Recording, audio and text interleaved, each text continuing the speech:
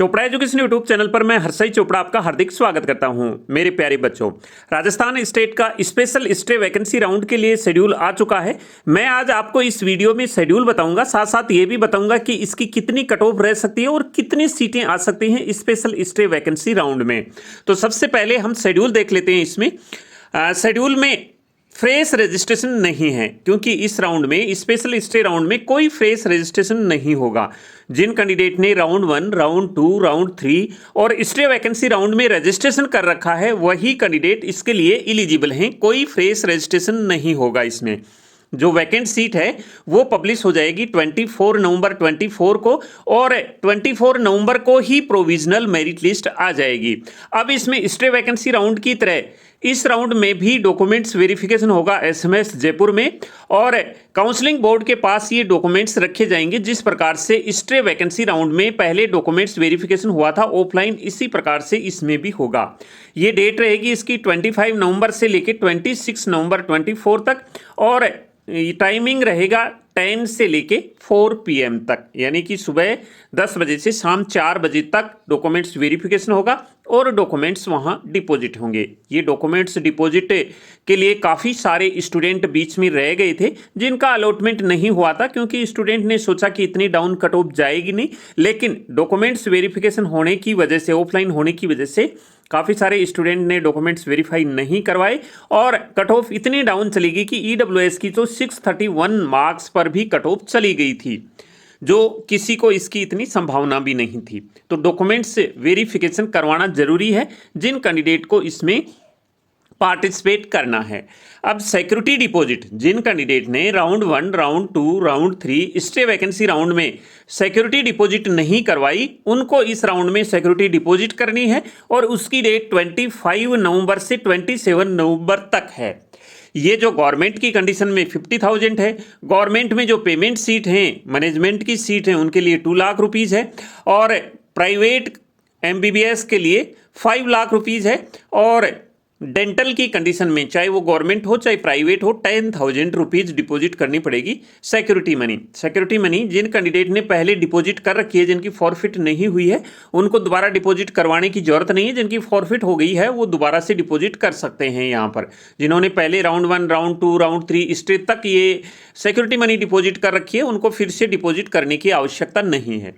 Choice filling सभी को fresh choice करना है। इसमें ये फ्रेश चॉइस तभी मान्य होंगी जब आप डॉक्यूमेंट्स वेरीफाई करवा लेते हैं और डॉक्यूमेंट्स डिपॉजिट कर देते हैं काउंसलिंग बोर्ड के पास। तो ये 25 से 27 तक आप चॉइस फिल कर सकते हैं इसमें।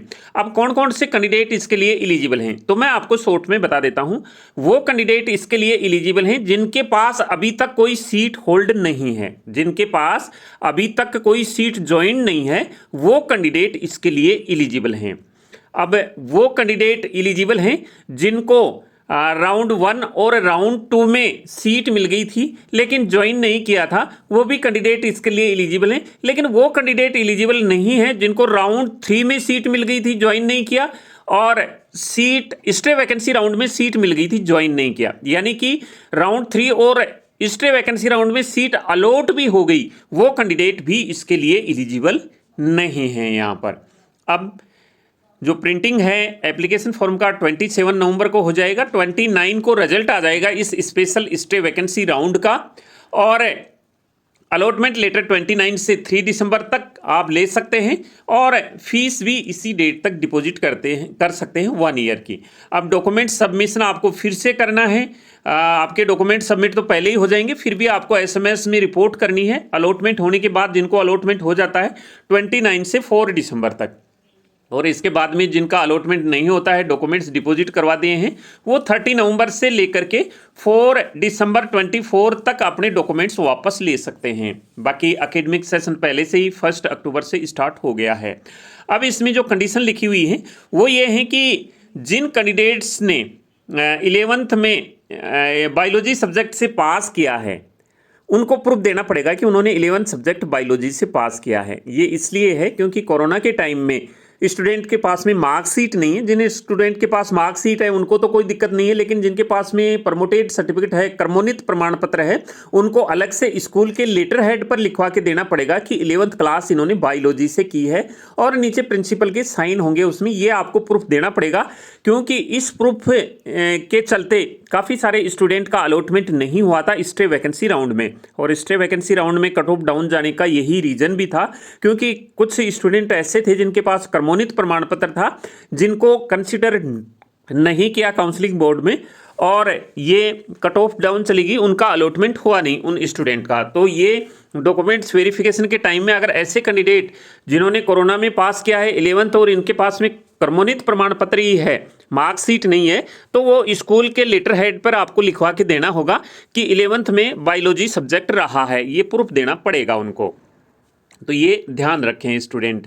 इसके बाद में सभी कैंडिडेट को चॉइस फिर से फिल करनी है, और ये डॉक्यूमेंट्स वेरीफाई करवाना है, और ओरिजिनल डॉक्यूमेंट्स काउंसलिंग बोर्ड के पास में जमा करना है।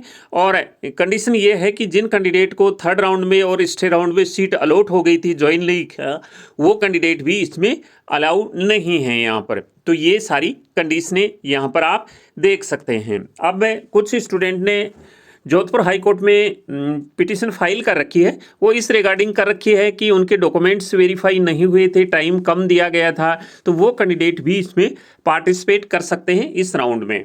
तो ये कंडीशन भी यहाँ लिखी गई है इसमें। तो ये सारी की सारी मैंने आपको कंडीशन बता दी है, फ्रेश चॉइस फिल आपको करनी है। अब हम यहाँ बात करते हैं कि कितनी सीटें आ सकती हैं इस राउंड में।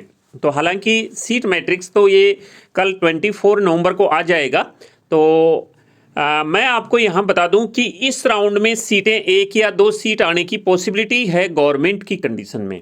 वो इसलिए है क्योंकि स्टे वैकेंसी राउंड में डाउन रैंक तक कॉलेज मिल गया था, और हम सब इस बात को जानते हैं कि डाउन रैंक वाला कोई भी कैंडिडेट सीट नहीं छोड़ता है, क्योंकि उसको कहीं मिली नहीं है, कहीं मिलने की पॉसिबिलिटी भी नहीं है, तो वो सीट क्यों छोड़ेगा। तो स्टे वैकेंसी राउंड की सीट वैकेंट होने के आने के कोई आसार नहीं है। और स्टे वैकेंसी राउंड एमसीसी का स्टे वैकेंसी राउंड कंप्लीट हो गया था, उसके बाद ही राजस्थान का स्टे वैकेंसी राउंड हुआ है, और उन कैंडिडेट को विदाउट भी किया गया था जिनको एमसीसी के स्टे वैकेंसी राउंड में सीट मिल गई थी। तो वो स्टूडेंट भी यहाँ रहे नहीं राजस्थान में कि कोई सीट खाली कर सके। तो गवर्नमेंट की कंडीशन में 1 या 2 सीट आ सकती हैं, बाकी कोई चांस नहीं है सीट आने के, बाकी कोई भी चांस नहीं है सीट वैकेंट रह के आने के। हो सकता है गवर्नमेंट की कंडीशन में एक भी सीट खाली ना हो, और मैनेजमेंट में तो वैसे भी चांस नहीं है, क्योंकि मैनेजमेंट में स्टे वैकेंसी राउंड में सीटें न के बराबर थी। बीडीएस प्राइवेट में ये सीट आ सकती हैं, तो बीडीएस प्राइवेट के लिए अगर कोई कैंडिडेट इंटरेस्टेड है तो वो इस राउंड में सीट ले सकता है, अगर उसने पहले रजिस्ट्रेशन कर रखा है और 10,000 रुपीज़ पहले डिपॉजिट कर रखे हैं। तो ये कंडीशन थी राजस्थान के state special stay vacancy round के लिए। बाकी जैसे भी अपडेट रहेगा हम आपको इन्फॉर्म कर देंगे। तो मिलेंगे नई अपडेट के साथ नए वीडियो में, तब तक के लिए जय हिंद।